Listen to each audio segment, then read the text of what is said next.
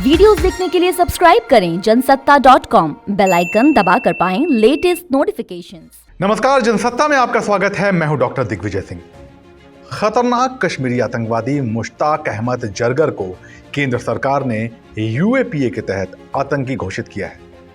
ऐसे में सवाल ये उठते हैं, पहला कि क्या जरगर की गुनाहों की फहरिस्त इतनी लंबी है कि केंद्र सरकार को ये कदम उठाना पड़ा, और दूसरा ये कि यूएपीए के तहत आतंकी घोषित होने के बाद आखिर होगा क्या।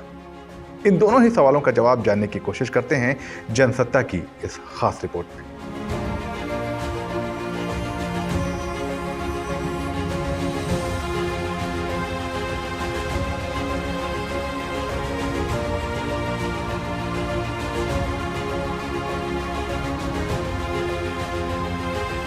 तारीख 8 दिसंबर 1989।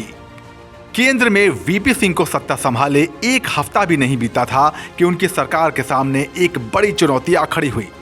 विश्वनाथ प्रताप सिंह सरकार में गृह मंत्री मुफ्ती मोहम्मद सईद की बेटी रूबिया सईद उस रोज दोपहर 3 बजे अपनी ड्यूटी पूरा होने के बाद घर के लिए निकली।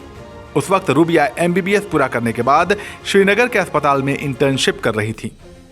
रूबिया की बस लाल चौक से श्रीनगर के बाहरी इलाके नौगाम की तरफ जा रही थी। बस में आतंकी पहले से सवार थे। जैसे ही बस चांदपुरा चौक के पास पहुंची, तीनों आतंकियों ने बंदूक की नोक पर बस रुकवा दी। रूबिया सईद को नीचे उतारकर नीले रंग की मारुति कार में बैठा दिया और फरार हो गए। घटना के 2 घंटे बाद ही जेकेएलएफ के जावेद मीर ने एक स्थानीय अखबार को फोन करके भारत के गृहमंत्री की बेटी के अपहरण की जिम्मेदारी ली। खबर सामने आते ही कोहराम मच गया। लंबे नेगोशिएशन के बाद 13 दिसंबर को रूबिया की रिहाई के बदले 5 आतंकियों को रिहा करना पड़ा।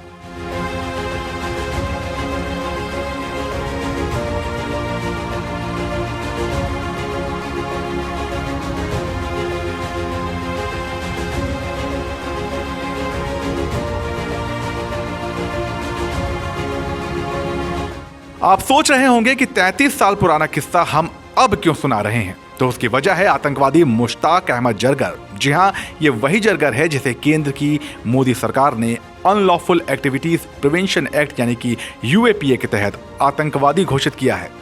1989 में रूबिया सईद अपहरण को अंजाम देने वाले आतंकियों का नेतृत्व मुश्ताक अहमद जरगर ही कर रहा था। इस कांड को अंजाम देने के बाद जरगर का कद आतंकियों में काफी बढ़ गया। जरगर सुरक्षा बलों के हत्थे चढ़ा और जेल के सलाखों के पीछे भी पहुंचा, मगर 1999 में कंधार हाईजैक की वजह से उसे छोड़ना पड़ा। बाद में उसने आतंकी संगठन अल उमर मुजाहिदीन की स्थापना की और उसका कमांडर इन चीफ बना। अब इसी जरगर पर यूएपीए का हथौड़ा चला है।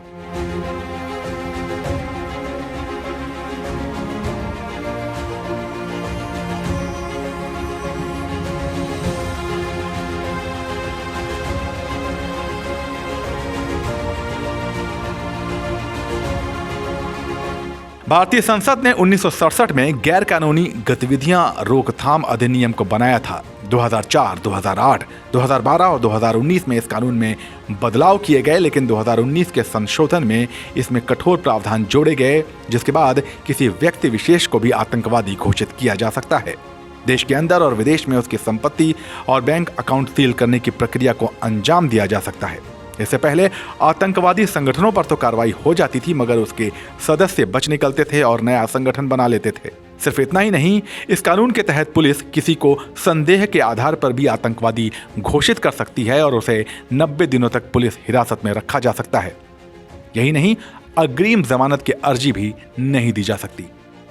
इस पूरे घटनाक्रम पर आपकी क्या राय है, हमें कमेंट सेक्शन में बताइए और ऐसी ही जानकारियों के लिए बने रहिए जनसत्ता के साथ।